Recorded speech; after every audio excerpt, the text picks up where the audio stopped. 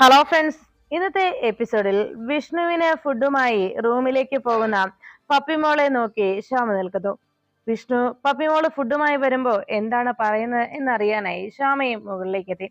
ആ സമയത്ത് പപ്പി ഭക്ഷണവുമായി വിഷ്ണുവിന്റെ റൂമിലേക്ക് ചെന്നതും വിഷ്ണുവിനോട് വിഷ്ണു വെച്ച ദാ ഭക്ഷണം എന്ന് പറഞ്ഞപ്പോ വിഷ്ണു പറഞ്ഞു, എനിക്ക് വേണ്ട മോളെ. അത് കേട്ടതും പപ്പി വിഷ്ണുവിനെ നിർബന്ധിച്ചു. അതെങ്ങനെ ശരിയാവും വിഷ്ണു വെച്ച, വിഷ്ണു വെച്ച ഫുഡ് കഴിക്കേ, ഇല്ലെങ്കിൽ പനി ഉണ്ടാവില്ലേ എന്ന് ചോദിച്ചതും വിഷ്ണു പറഞ്ഞു, എനിക്ക് വിശപ്പില്ല മോളെ. അത് കേട്ട ഉടനെ പപ്പിമോള് പറഞ്ഞു, അങ്ങനെയാണെങ്കിൽ എനിക്കും ഫുഡ് വേണ്ട. വിഷ്ണു അച്ഛൻ കഴിക്കുന്നില്ലെങ്കിൽ ഞാനും ഫുഡ് കഴിക്കുന്നില്ല. അങ്ങനെ എനിക്കും പനി വന്നോട്ടെ, എന്നെ ഹോസ്പിറ്റലിൽ അഡ്മിറ്റ് ആക്കിക്കോട്ടെ എന്ന് പപ്പി പറയുന്നത് കേട്ട് വിഷ്ണു പറഞ്ഞു, മോളെ അങ്ങനെയൊന്നും പറയല്ലേ എന്ന് പറഞ്ഞതും വിഷ്ണുവിനോട് പപ്പിമോള് പറഞ്ഞു, വിഷ്ണു അച്ഛന് പനി വന്ന ഹോസ്പിറ്റലാകുമ്പോ എനിക്ക് സങ്കടമാവില്ലേ, ഞാനും കരയും. അതുകൊണ്ട് എനിക്കും പനി വന്നോട്ടെ എന്ന് പറഞ്ഞപ്പോ പപ്പിയോട് വിഷ്ണു പറഞ്ഞു, അത് വേണ്ട, വിഷ്ണു അച്ഛന് സങ്കടാവും. അതുകൊണ്ട് വിഷ്ണു അച്ഛൻ ഫുഡ് കഴിച്ചോളാം എന്ന് വിഷ്ണു സമ്മതിക്കുന്നു. അങ്ങനെ വിഷ്ണുവിനെ കൊണ്ട് പപ്പിമോള് ഫുഡ് കഴിപ്പിക്കുന്നത് ശ്യാമ അപ്പുറത്തു നിന്ന് കാണുകയും കേൾക്കുകയും ചെയ്യുന്നു. പിറ്റേന്ന് രാവിലെ പപ്പിമോൾക്ക് ഭക്ഷണം കൊടുത്തുകൊണ്ട് ശ്യാമ ഇരിക്കുമ്പോ സത്യഭാമ വീടെല്ലായിടത്തും ആരെയോ അന്വേഷിച്ചിട്ട് അവിടെയെങ്ങും കാണാത്തതിന്റെ ടെൻഷനിൽ സത്യാമ്മ താഴേക്ക് ഓടിയെത്തി. പൊന്നി പൊന്നി എന്ന് വിളിച്ചുകൊണ്ട് സത്യാമ്മ അവിടേക്ക് വരുമ്പോ കിച്ചണിലായിരുന്ന പൊന്നി ഹാളിലേക്ക് എത്തി. അപ്പോ സത്യഭാമ താഴേക്ക് എത്തി ചോദിച്ചു, ആരെങ്കിലും പറ, നിങ്ങൾ ആരെങ്കിലും കണ്ടോ, പറയൂ എന്ന് പറഞ്ഞ് സത്യമ്മ ബഹളം വെച്ചു. ഉടനെ പൊന്നിയും ശ്യാമയും ആകെ ടെൻഷനോട് ചോദിച്ചു, ആരെങ്കിലും ഒന്ന് പറഞ്ഞേ എന്ന് ചോദിച്ചു. സത്യാമ്മ ബഹളം വെച്ചതും ശ്യാമ ചോദിച്ചു, ആരെ സത്യാമ്മേ എന്ന് ചോദിച്ചതും രാഘവേട്ടനെ എന്ന് സത്യഭാമ പറഞ്ഞു.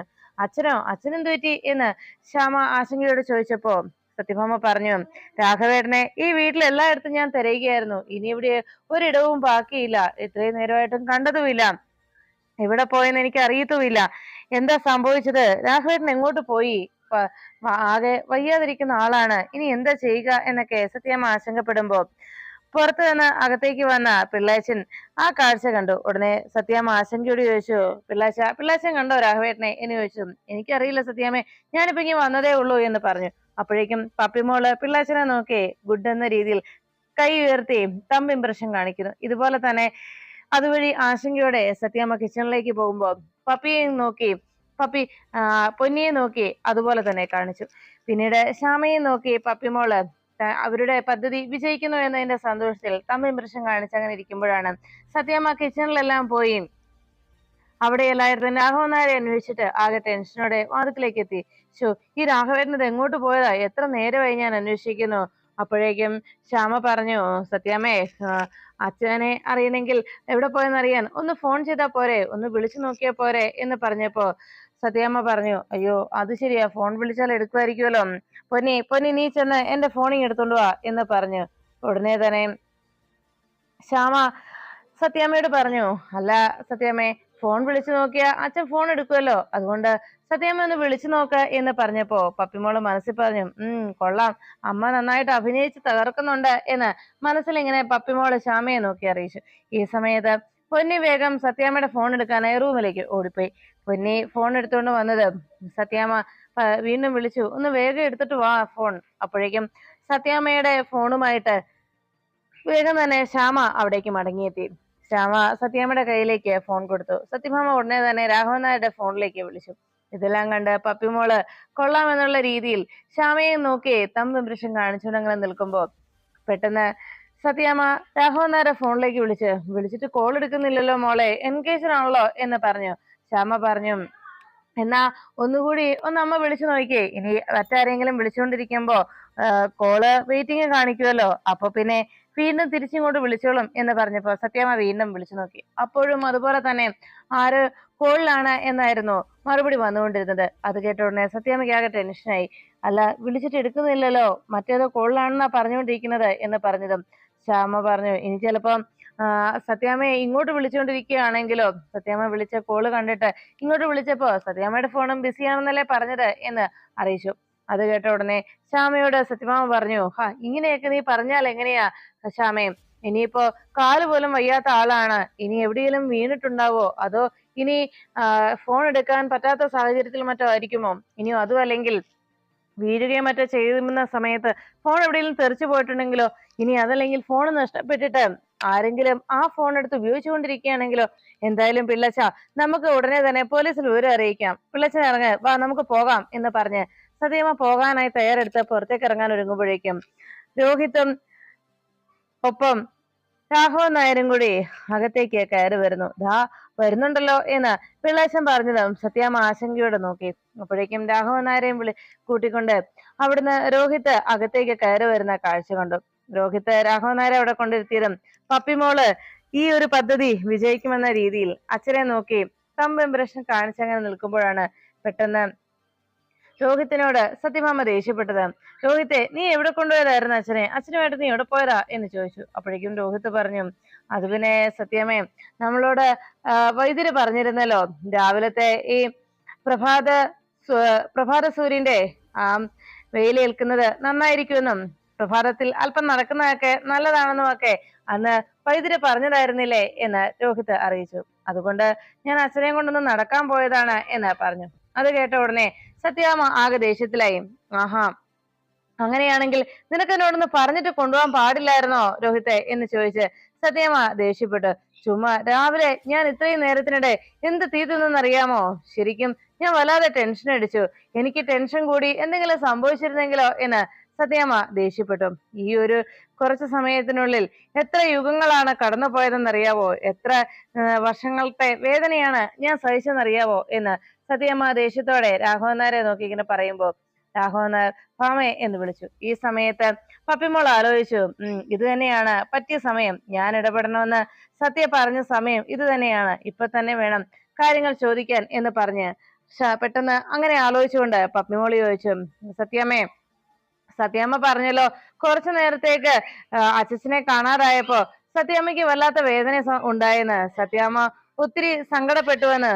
അങ്ങനെയാണെങ്കിൽ ഇത്രയും സമയത്തിനുള്ളിൽ സത്യാമ്മയ്ക്ക് ഇത്രയും സങ്കടം ഉണ്ടായെങ്കിൽ അച്ഛമ്മയുടെ ഇതേ സങ്കടം തന്നെ വിഷ്ണുവച്ചന് കാണുമല്ലോ. 6 വർഷമായില്ലേ വിഷ്ണുവച്ചൻ ചേച്ചിയമ്മയെ കാണാതിരിക്കുന്നു. അപ്പോ വിഷ്ണുവച്ചന് എത്രത്തോളം വേദനയും സങ്കടവും ഉണ്ടാവും അച്ഛമ്മ അതെന്താ മനസ്സിലാക്കാത്തത്? വിഷ്ണുവച്ചനും ഇല്ലേ അച്ഛമ്മയെ പോലെ തന്നെ ഹൃദയവും സങ്കടവും മനസ്സും ഒക്കെ. എന്നിട്ട് അച്ഛമ്മ എന്താ വിഷ്ണുവച്ചന്റെ സങ്കടം മനസ്സിലാക്കാത്തത് എന്ന് പപ്പി ചോദിക്കുന്നത് കേട്ട് രാഘവൻ നായർ പറഞ്ഞു, ഭാമേ കേൾക്ക്, മോളുടെ ചോദ്യത്തിന് മറുപടി പറ ഭാമേ എന്ന് രാഘവൻ നായർ പറയുമ്പോ സത്യഭാമ പപ്പിയെ നോക്കിയിട്ട് പറഞ്ഞു, പപ്പി ഒരു കാര്യം ഞാൻ പറഞ്ഞേക്കാം.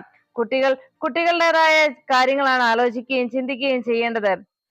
കൃത്യസമയത്ത് ഭക്ഷണം കഴിക്കുന്നതിനെ കുറിച്ചും ബ്രേക്ക്ഫാസ്റ്റിന്റെ കാര്യവും ഹോംവർക്കിന്റെ കാര്യവും ഒക്കെയാണ് കുട്ടികൾ ആലോചിക്കേണ്ടത്. മുതിർന്നവരുടെ കാര്യത്തിൽ കുട്ടികൾ അഭിപ്രായം പറയുകയോ ഇടപെടുകയോ വേണ്ട എന്ന് ചോദിച്ചതും രോഹിത് ചോദിച്ചു, ശരി ഞങ്ങൾ മുതിർന്നതല്ലേ, ഞാൻ ചോദിക്കട്ടെ സത്യാമ്മ ഒരു വാക്ക് പറഞ്ഞാ മതി. എത്ര വർഷമായി ഈ വനവാസം? 6 വർഷം കഴിഞ്ഞില്ലേ, ഇനിയും തുടരണോ ഈ ശിക്ഷ? ഇത് പോരെ സത്യാമ്മ ഒരു വാക്ക് പറഞ്ഞാ മതി. ഈ ലോകത്തിന്റെ ഏത് കോണിലുണ്ടെങ്കിലും ഞാൻ കൊണ്ടുവരും ശാലിനിയെ ഇവിടെ. സത്യാമ്മ ഒരു വാക്ക് പറയണം എന്ന് രോഹിത് പറയുമ്പോ ശ്യാമ മനസ്സിൽ പറഞ്ഞു, രോഹിത്തെ അങ്ങനെ അധികം ദൂരേക്കൊന്നും പോകണ്ട. ഒരു വാക്ക് സത്യാമ്മയുടെ നാവിൽ നിന്ന് കേട്ടാൽ ഈ നിമിഷം ഞാൻ ചൂണ്ടിക്കാണിച്ചു തരാം എന്റെ കുഞ്ഞേച്ചി എവിടെയുണ്ട് എന്ന് ഞാൻ കാട്ടിത്തരാം. അല്ലാതെ സത്യാമ്മ നോയാണ് പറയുന്നതെങ്കിൽ പിന്നെ ഞാൻ അതിന് മുതിരില്ല.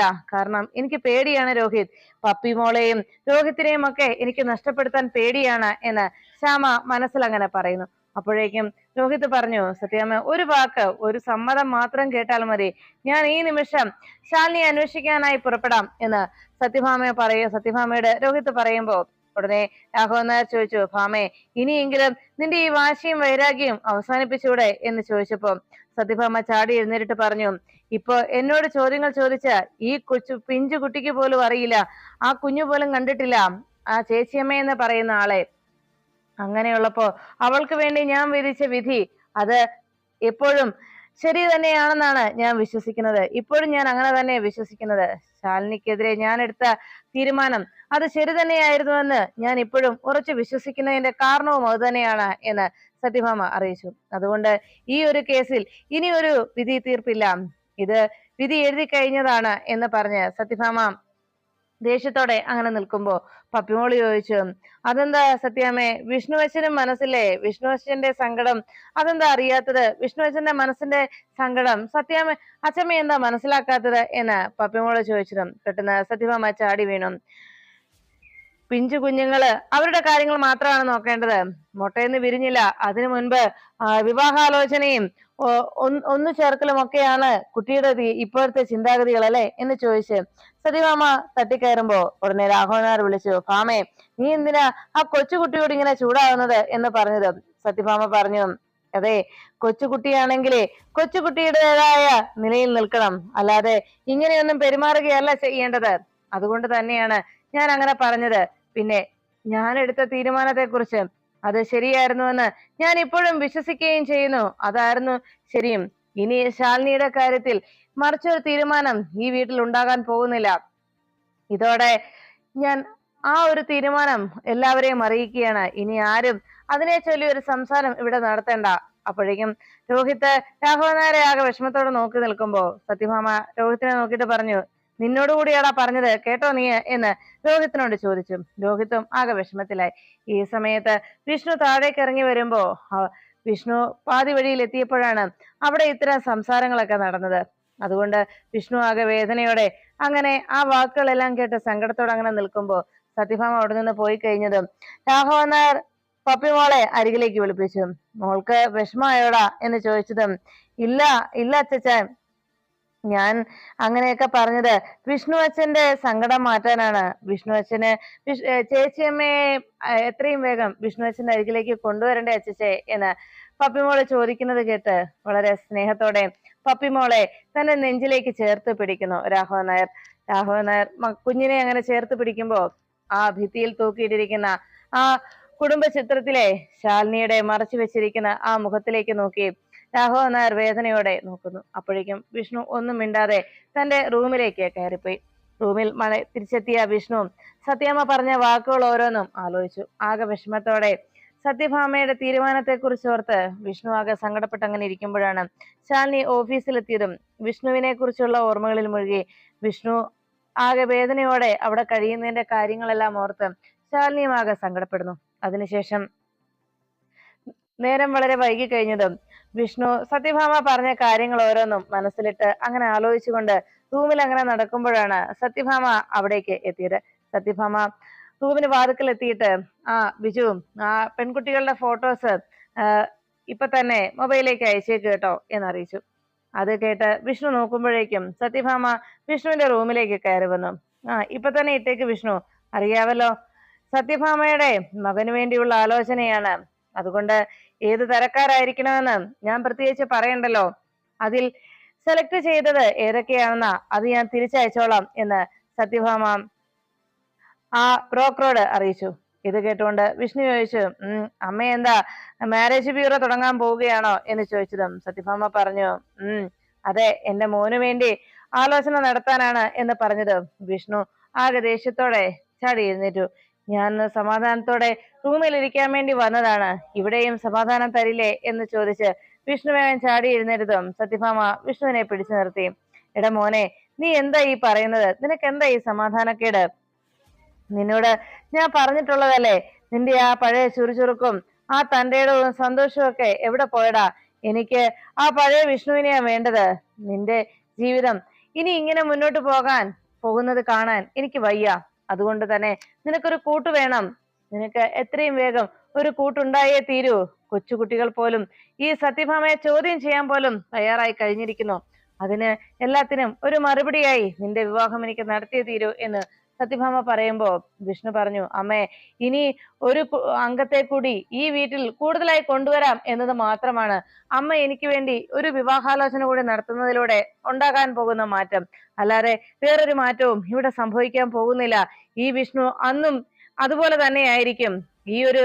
ഈ ഒരു സ്വഭാവത്തിലും ഈ ഒരു രൂപത്തിലും ഒരിക്കലും ഒരു മാറ്റം വരാൻ പോകുന്നില്ലമ്മേ എന്ന് വിഷ്ണു സത്യഭാമയോട് പറഞ്ഞു. അത് കേട്ടതും സത്യഭാമ പറഞ്ഞു, വിഷ്ണു, ഞാൻ ഒരു കാര്യം പറയാം. നീ ഇപ്പൊ പറഞ്ഞല്ലോ, ഞാൻ എപ്പോഴും നിനക്ക് എന്നും ഞാൻ നിന്റെ മുന്നിൽ വലിയ തെറ്റുകൾ ചെയ്ത ഒരാളെ പോലെയാണല്ലോ നീ സംസാരിക്കാറുള്ളത്. നിന്റെ സന്തോഷവും സമാധാനവും മാത്രമല്ലേ ഞാൻ ആഗ്രഹിച്ചത് എന്ന് സത്യഭാമ പറയുമ്പോ വിഷ്ണു പറഞ്ഞു, എന്റെ സന്തോഷം, എന്റെ സമാധാനം, അങ്ങനെ എന്റെ എനിക്ക് പ്രിയപ്പെട്ടതെല്ലാം എന്ന് പറഞ്ഞ് വിഷ്ണു സംസാരിച്ചു തുടങ്ങിയതും സത്യഭാമ പറഞ്ഞു, മതി, എനിക്ക് കൂടുതലൊന്നും കേൾക്കണ്ട. ഇതെല്ലാം നിന്റെ ശാലിനിയാണെന്നല്ലേ നീ പറഞ്ഞു വരുന്നത്? നീ എപ്പോഴും അത് തന്നെയാണല്ലോ പറയുന്നത്. നിനക്ക് ശാലിനിയെ മറക്കാനും കഴിയില്ല എന്ന് അല്ലേ എന്ന് സത്യഭാമ ചോദിച്ചതും വിഷ്ണു പറഞ്ഞു, അതെ അമ്മേ, ശാലിനി അമ്മയുടെ മരുമകളാണ്, എന്റെ ഭാര്യയാണ്, അതമ്മ മറക്കരുത്. അങ്ങനെ പെട്ടെന്ന് അടർത്തി മാറ്റാൻ പറ്റുന്ന ഒരു ബന്ധമല്ലമ്മേത് എന്ന് വിഷ്ണു സത്യഭാമയോട് അറിയിച്ചതും സത്യഭാമ പറഞ്ഞു, അച്ഛൻ, അമ്മ, സഹോദരി, സഹോദരൻ എന്നൊക്കെയുള്ള ബന്ധങ്ങൾ അത് ഒരിക്കലും അടർത്തി മാറ്റാൻ കഴിയുന്നതല്ല. അത് ഒരിക്കലും ആര് എത്ര പറഞ്ഞാലും, നമ്മൾ അകറ്റി നിർത്താൻ ആഗ്രഹിച്ചാലും അങ്ങനെ അങ്ങ് അടർത്തി മാറ്റാനും കഴിയില്ല. നമ്മൾ എത്ര ശ്രമിച്ചാലും, അല്ലെങ്കിൽ അത് വേണ്ടെന്ന് വെച്ചാൽ പോലും അങ്ങനെ ഇല്ലാതായി തീരുന്നതല്ല ആ ബന്ധം. എന്നാൽ ഭാര്യ ഭർത്താവ് എന്നുള്ള ആ ബന്ധം അതൊരു കടലാസ് പേപ്പറിൽ ആ ഒരു പേപ്പർ കൊണ്ട് അവസാനിക്കുന്നതാണ് എന്നുള്ള കാര്യം എന്റെ പൊന്നുമോൻ മനസ്സിലാക്കുന്നില്ല എന്നതാണ് എനിക്കിപ്പോ മനസ്സിലായത് എന്ന് സത്യഭാമ വിഷ്ണുവിനോട് പറഞ്ഞു. വിഷ്ണു അത് കേട്ടതും അമ്മേ എന്ന് വിളിച്ചതും സത്യഭാമ പറഞ്ഞു, അതെ, ഞാനൊരു തീരുമാനം എടുത്തു കഴിഞ്ഞു. നീയും ശാലിനിയും തമ്മിലുള്ള ബന്ധം അത് ഞാൻ അവസാനിപ്പിക്കും. ഒരു ഡിവോഴ്സ് പേപ്പറിൽ ഒപ്പിടുന്നതോടെ ആ ബന്ധം എന്നേക്കുമായി അവസാനിപ്പിക്കാൻ കഴിയും. അത് അവസാനിക്കുകയും ചെയ്യും. അതിന് തന്നെയാണ് എന്റെ തീരുമാനം എന്ന് വിഷ്ണുവിനോട് സത്യഭാമ അറിയിച്ചു. അത് കേട്ടതും വിഷ്ണു ആകെ വേദനയോടെ സത്യഭാമയെ നോക്കി, അമ്മേ, അമ്മ എന്താ ഈ പറയുന്നത് എന്ന് വിഷ്ണു ചോദിച്ചതും ഉടനെ സത്യഭാമ പറഞ്ഞു, അതെ, ഈ വീട്ടിലുള്ള എല്ലാവരും ഇപ്പോ എന്നെ കുറ്റക്കാരിയാക്കുകയാണ്. പിഞ്ചുകുട്ടി വരെ ഇപ്പോ എന്നെയാണ് ചോദ്യം ചെയ്യുന്നത്. നിങ്ങളെ രണ്ടുപേരെയും ഞാനാണ് അകറ്റിയത് എന്ന് പറഞ്ഞു. എന്തിന്?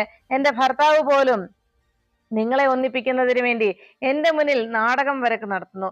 അതുകൊണ്ട് തന്നെ ഞാനൊരു തീരുമാനത്തിലെത്തി. ഞാനാണല്ലോ എല്ലാത്തിനും വിലങ്ങുതടിയായി നിൽക്കുന്നത്. അതുകൊണ്ട് ഒരു തീരുമാനത്തിൽ എത്തിക്കഴിഞ്ഞ് ഇനി ഞാൻ ഒരു കാരണവശാലും ഇതിനോട് എതിർപ്പ് കാട്ടുന്നില്ല. ഞാൻ സമ്മതം മൂളാത്തതിന്റെ പേരിലാണല്ലോ ശാലിനി ഇവിടേക്ക് വരാത്തത്. അതുകൊണ്ട് തന്നെ ശരി, ശാലിനിയെ നീ വിളിച്ചുകൊണ്ട് വന്നു, ഞാൻ സമ്മതിച്ചിരിക്കുന്നു, ഞാൻ സ്വീകരിക്കാൻ തയ്യാറാണ് എന്ന് സത്യഭാമ വിഷ്ണുവിനോട് അറിയിച്ചു. വിഷ്ണു സത്യഭാമയുടെ ആ വാക്ക് കേട്ടതും അതിശയത്തോടെ അമ്മ എന്ന് വിളിച്ച് വിഷ്ണു നോക്കിയതും സത്യഭാമ പറഞ്ഞു, അതെ, ഞാനായിട്ട് ഇനി അതിനൊരു എതിർപ്പ് പറയുന്നില്ല. ഞാൻ സമ്മതിച്ചിരിക്കുന്നു. ശാലിനിയെ നീ കൂട്ടിക്കൊണ്ടുപോവാ. പക്ഷെ ഒരു കണ്ടീഷൻ, ഒരേ ഒരു കണ്ടീഷൻ, ഈ വരുന്ന അമാവാസി വരെ മാത്രമേ നിനക്ക് അതിനുള്ള അവസരമുള്ളൂ. അതിനു മുൻപ് ശാലിനി എവിടേക്ക് നീ കൂട്ടിക്കൊണ്ടുവന്നാൽ ജീവിതകാലം മുഴുവൻ നിനക്ക് ശാലിനിയോടൊപ്പം ജീവിക്കാം. അതിന് ഞാൻ യാതൊരു എതിരും പറയില്ല. ഇനി മറിച്ച് ഈ അമാവാസി കഴിഞ്ഞാൽ, ഈ അമാവാസിക്ക് അപ്പുറം പോയി കഴിഞ്ഞാൽ പിന്നെ വിഷ്ണു, എനിക്കോ നിനക്കോ ശാലിനിയെ ഈ വീട്ടിലെ മരുമകളായി സ്വീകരിക്കാൻ കഴിയില്ല. കാരണം അമാവാസിക്ക് ശേഷം നീ മറ്റൊരു പെൺകുട്ടിയുടെ ഭർത്താവായി തീർന്നിരിക്കും എന്ന് സത്യഭാമ വിഷ്ണുവിനോട് പറഞ്ഞു. എന്താ ഞാൻ ഈ പറഞ്ഞ നിബന്ധന, ഈ കണ്ടീഷൻ, അത് നീ തയ്യാറാണോ അതിന് എന്ന് വിഷ്ണുവിനോട് സത്യഭാമ ചോദിച്ചു. വിഷ്ണു ആകെ ഞെട്ടലോടെ ഇങ്ങനെ ആലോചിച്ച് നിൽക്കുമ്പോ സത്യഭാമ ചോദിച്ചു, എന്താ നീ ഇത്രയും നേരം എന്നോട് പറഞ്ഞത് നിന്റെ ഭാര്യയെന്നും വലിയ സ്നേഹവും വലിയ അവകാശവും അതുപോലെ തന്നെ മനസ്സിൽ അത്രത്തോളം ആഴ്ന്നിറങ്ങിയ ബന്ധമാണെന്നുമൊക്കെയല്ലേ നീ പറഞ്ഞിരുന്നത്? എന്നിട്ട് എന്തു പറ്റി? 15 ദിവസം മാത്രം, 15 ദിവസം പോരെ നിനക്ക് നിന്റെ ഭാര്യയെ കണ്ടെത്താൻ? എന്താ അതിലും കൂടുതൽ സമയം വേണോ ഇത്രത്തോളം ആത്മാർത്ഥമായ സ്നേഹമുള്ള നിനക്ക് നിന്റെ ഭാര്യയെ കണ്ടെത്തുവാൻ എന്ന് സത്യഭാമ വിഷ്ണുവിനോട് ചോദിച്ചു. അപ്പോഴേക്കും വിഷ്ണു പറഞ്ഞു, ഞാൻ ഇതിന് എനിക്കിതിന് സമ്മതമാണ്. ഞാൻ കണ്ടെത്തിയിരിക്കും. ഈ 15 ദിവസത്തിനുള്ളിൽ ഞാൻ എന്റെ ശാലിനിയെ ഞാൻ കണ്ടെത്തുക തന്നെ ചെയ്യും എന്ന് വിഷ്ണു സത്യഭാമയെ വെല്ലുവിളിച്ചു. അത് കേട്ടതും എനിക്ക് വിശ്വാസമുണ്ട്, എനിക്ക് എന്റെ ശാലിനിയെ കണ്ടെത്താൻ കഴിയുമെന്ന് എന്ന് വിഷ്ണു പറഞ്ഞതും സത്യഭാമ വിഷ്ണുവിനോട് പറഞ്ഞു, ശരി, എനിക്കും അതേ ഉറപ്പും ആത്മവിശ്വാസവും ഉണ്ട് ഇത് സംഭവിക്കില്ല എന്ന കാര്യത്തിൽ എന്ന് സത്യഭാമ വിഷ്ണുവിനോട് വെല്ലുവിളി ഉയർത്തി ആ റൂമിൽ നിന്ന് ഇറങ്ങുന്നു. വിഷ്ണു മറക്കണ്ട, ഈ അമാവാസി വരെ, അത് കഴിഞ്ഞാൽ പിന്നെ ഈ ഒരു അവസരം നിനക്ക് കിട്ടില്ല. ഇത് അവസാനത്തെ ചാൻസ് ആണ്. ശാലിനിയെ ഞാൻ പൂർണ്ണമായും സ്വീകരിക്കാൻ തയ്യാറായിക്കൊണ്ട് ഞാൻ അവസാനമായി പറയുന്ന ഒരു അവസരമാണിത്. ഇനി ഒരിക്കലും ശാലിനിയെ ഈ വീടിന്റെ മരുമകളായി പിന്നീട് ഞാൻ ഒരിക്കലും അംഗീകരിക്കാൻ തയ്യാറാവില്ല. ഞാൻ സമ്മതിച്ചുകൊണ്ട് ശാലിനിക്ക് ഈ വീട്ടിലേക്ക് വരാൻ പറ്റിയ ഒരവസരം, ഇത് മാത്രമാണ് എന്ന് പറഞ്ഞ് സത്യഭാമ അവിടെ നിന്ന് ഇറങ്ങുന്നു. സത്യഭാമ റൂമിൽ നിന്ന് പോയി കഴിയുമ്പോ വിഷ്ണു തന്റെ മാലയിൽ മുറുകെ പിടിച്ചുകൊണ്ട് താൻ എന്ത് ചെയ്യണം എന്നതിനെ കുറിച്ച് വിഷ്ണു അങ്ങനെ ആലോചിച്ചു നിൽക്കുമ്പോഴാണ് ശാരദാമ്മ ശാലിനിയുടെ മുന്നിലേക്ക് എത്തി ദേഷ്യപ്പെട്ടു. നീ അറിഞ്ഞോ കാര്യങ്ങള്? നിന്റെ ഭർത്താവിന് പുതിയ പുതിയ കല്യാണാലോചന നടത്തുകയാണ് സത്യാമ്മ. അത് മുടക്കാൻ നിന്റെ മകള് മുന്നിൽ നിൽക്കുന്നു. അതിനുള്ള വഴി പറഞ്ഞു കൊടുക്കാനായിട്ട് നിന്റെ രണ്ടാമത്തെ മകളും. അവർ രണ്ടുപേരും അറിയുന്നില്ലല്ലോ അവരെ കാണാനും കണ്ടെത്താൻ ആഗ്രഹിക്കുന്നതും അവരെ കണ്ടെത്താൻ ആഗ്രഹിച്ചുകൊണ്ടിരിക്കുകയും അവരെ കാണാനായി മോഹിക്കുകയും ചെയ്യുന്ന ആള് നീയാണെന്നുള്ള സത്യം അവരറിയുന്നില്ലല്ലോ. അല്ല, അവർക്ക് രണ്ടുപേർക്കും അറിയില്ലല്ലോ. അവരുടെ രണ്ടുപേരുടെ അമ്മയും അവരെ കാണാൻ ആഗ്രഹിക്കുന്ന ആളും മുന്നിൽ നിൽക്കുന്ന നീ തന്നെയാണെന്നുള്ള സത്യം അവരാരും മനസ്സിലാക്കുന്നില്ല എന്ന് പറഞ്ഞ് ശാരദാമ്മ അങ്ങനെ സംസാരിക്കുമ്പോ പെട്ടെന്ന് ശാലിനി ചാടി എഴുന്നേറ്റു. അമ്മേ, അമ്മ എന്താ ഈ പറയുന്നത്? സത്യം എങ്ങാനും കേട്ടാലോ? അമ്മേ, അമ്മ ഇത്രയും വർഷക്കാലം, ഈ 6 വർഷക്കാലം ഞാൻ എന്തിനാ ഇവിടെ നിന്ന് മാറി നിന്നത്? അമ്മ എന്തിനാ തമിഴ്നാട്ടിൽ പോയി ജോലി ചെയ്തത്? അതൊക്കെ വെറുതെ ആവില്ലേ? ഞാൻ പലവട്ടം അമ്മയോട് പറഞ്ഞതല്ലേ പപ്പി എന്റെ മോളല്ല, പപ്പി ശ്യാമയുടെ മോളാണ് എന്ന് പറഞ്ഞതും ശാരദാമ്മ ചോദിച്ചു. ശരി, സമ്മതിച്ചു, അക്കാര്യം പോയിക്കോട്ടെ. പക്ഷെ വിഷ്ണുവിന്റെ കാര്യത്തിൽ നിന്റെ തീരുമാനം എന്താ? ഇനി നീ എന്താ ചെയ്യാൻ പോകുന്നത് എന്ന് ശാലിനി ചോദിച്ചു. അപ്പോഴേക്കും ശാരദാമ്മ പറഞ്ഞു. ശാരദാമ്മയെ ആ ചോദ്യം കേട്ട് ശാലിനി പറഞ്ഞു, ഇത്രയും നാളും ഞാൻ എന്താ ചെയ്തത് അത് തന്നെ ഞാൻ ഇനിയും ചെയ്യും എന്ന് ശാലിനി മറുപടി നൽകിയതും ശാരദാമ്മ ചോദിച്ചു. അത് ശരി, അല്ല നീ ഇപ്പൊ പറഞ്ഞതുപോലെ ഇത്രയും വർഷക്കാലം ഞാൻ ആ തമിഴ്നാട്ടിലൊക്കെ ജോലി ചെയ്യാനായി പോയി. അതൊക്കെ എന്തിനായിരുന്നു മോളെ? എന്തിനാ ഇങ്ങനെയെല്ലാം മാറി നിൽക്കുന്നത്? നിന്നെ ഇവിടെ നിന്ന് പറഞ്ഞയച്ചതും നിന്നെ ഈ നാട്ടിൽ നിന്ന് ഇത്രയും ദൂരത്തേക്ക് മാറി നിൽക്കുന്നതും അകന്നു നിന്ന് ഇങ്ങനെ ഇതെല്ലാം ചെയ്യാനുമൊക്കെയുള്ള കാരണം ആരാ? ആ സത്യാമ്മ തന്നെയല്ലേ എന്ന് ശാലിനിയോട് ശാരദാമ്മ ചോദിച്ചു. അപ്പോഴേക്കും ശാലിനി പറഞ്ഞു, ആ സത്യാമ്മ തന്നെയാണമ്മേ ഞാൻ ഇവിടേക്ക് തിരിച്ചു വരാനുള്ള കാരണവും എന്ന് ശാലിനി പറഞ്ഞതും ഉടനെ ശാരദാമ്മ പറഞ്ഞു, സത്യമാണ്, അതൊക്കെ സത്യമാ. പക്ഷെ നീ സത്യാമ്മയ്ക്കും കുടുംബത്തിനും ഒത്തിരി ഉപകാരങ്ങൾ ചെയ്യുകയും ചെയ്തു. അവർക്ക് ഒത്തിരി ഉപകാരങ്ങൾ, ഒത്തിരി നേട്ടങ്ങൾ നിന്നിലൂടെ ഉണ്ടാവുകയും ചെയ്തു. പക്ഷെ അതിൽ ഏതെങ്കിലും ഒന്ന്, നീ അവർക്ക് ചെയ്തു കൊടുത്ത സഹായം ഏതെങ്കിലും ഒന്ന് അവർക്ക് അറിയാൻ കഴിയുന്നുണ്ടോ? അവർ അറിഞ്ഞിട്ടുണ്ടോ മോളെ?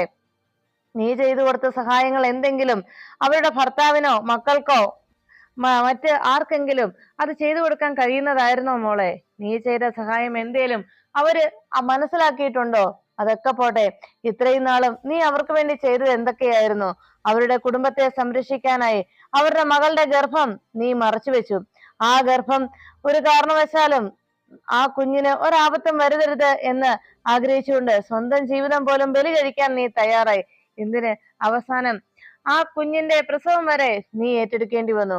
പിന്നെ എന്തൊക്കെയാ സംഭവിച്ചത്? അവരെ ഒന്നിപ്പിക്കാൻ നീ കാരണമായി.